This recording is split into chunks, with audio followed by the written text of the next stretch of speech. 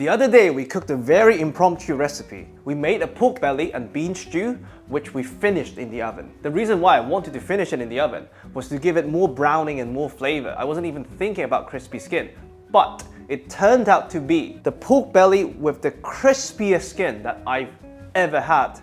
I literally struggled to carve it. It was mind-blowing, and even after leaving it overnight, it was still crispy the next day. So I asked myself, what was different? Well, we cooked the whole stew with a very gelatinous homemade chicken broth. The kind of chicken broth that turns into a very solid jelly in the fridge. And I basted it a couple of times, again, not for crispy skin, but for the distribution of flavor. So I thought, well, if that works, wonderful. And that's exactly what we're gonna test today. We're gonna roast two almost identical pieces, well, as identical as my butcher will allow them to be, both with just salt, one semi-submerged in water, the other semi-submerged in a very gelatinous liquid. This is simply store-bought gelatin powder that I've bloomed, meaning I soaked it in cold water for 30 minutes and then I warmed it up very briefly on the stove, not boiling it. You can see the viscosity of this liquid is already quite different. Very simple. We season the bird. I'm not adding anything else. Season generously the other side. Now, a bit of vegetable oil to prevent them from sticking and to help them brown a bit more evenly.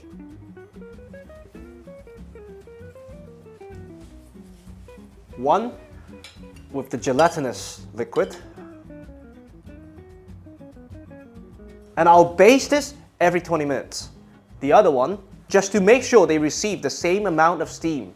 This is warm water, similar temperature, so no one gets a head start. But this, of course, I will not baste. And now, they both go in. 150, just to give the belly a long cooking time to really see whether the gelatin makes a difference. So, into the oven they go. And I'll see you in 2 hours. All right, after about 2 hours, during which I basted it about 4 times, let's check on our pork bellies. Oh wow, incredible. Well, the first thing you notice is, regardless of what it does to the crispiness of the skin, you know the gelatin changes the browning capabilities simply by judging at the color of the skin. And of course, with all the gelatinous goodness, a dash of hot water, you get a really flavorsome and really sticky sauce. So that alone is worth the effort. In terms of the skin, I mean, they're both pretty good. The only way to find out, we give it a couple of minutes to cool down and we cut one open. After a glass of wine, I think it's cool enough. Let's do it, I'm excited. Now, to know the winner objectively and definitively, I mean, why trust me? I'm gonna put a mic, which I've cleaned, I promise, on the chopping board. So, when this gets to the editing room, we'll actually measure the decimal the skin makes, so there can be no doubt. First up, we have the regular belly. Skin side down, I think, just to make it easy.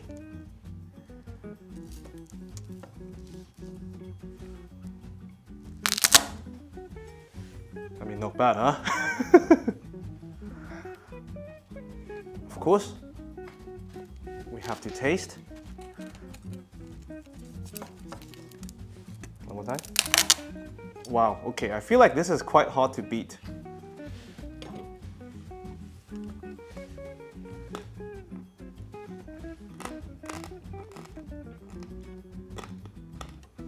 Cleaning the board just to make sure. Same condition. Now, the moment of truth. Well, first of all, the gelatin made it very sticky. I didn't think about that. Yeah, okay.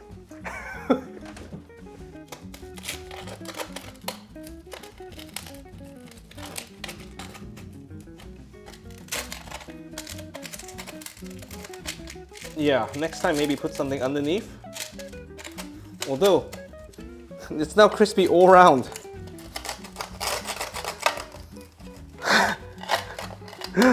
You see? That's why impromptu Mondays are fun. I have a feeling this one might win actually. Shall we?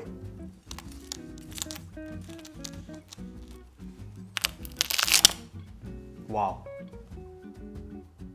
I mean, we'll measure it. I think we have a winner.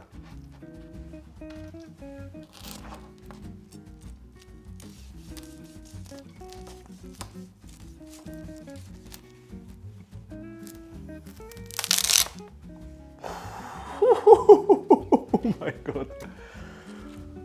They're gonna break my teeth.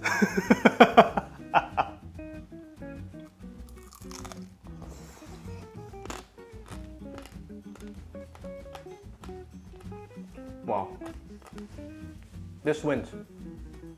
I think the reason why it won is the surface area it created for the browning. So when you bite into it, this is incredibly crispy. As you can see, the surface is still very flat with very few air pockets, these so-called bubbles. Of course, we know the larger the surface area, the more real estate you have to become crispy. And that's precisely what the gelatin did. It somehow, I don't know through what reaction, increased the surface area of the skin, giving it more space, more real estate to brown. And when you bite into it, it's almost a layered crispiness. You have exactly this, but something on top. I suspect that's the gelatin itself crisping up. It's incredible. I really think it's so worth it. And this is just store-bought beef gelatin with no flavor. And it did not affect the flavor one bit. But imagine now you can use veal stock, you can use a good chicken stock, and that will actually add flavors to the end product. I think this is an incredible, incredible way, not just to cook pork belly. I know bicarbonate soda would give you a similar effect in terms of surface area, but this is instant. You don't have to leave it in the fridge overnight. You simply need store-bought gelatin. Bloom it for half an hour, baste it a couple of times before cooking, and you have this wonder. Wow, that's incredible, really. I'm so glad I did this.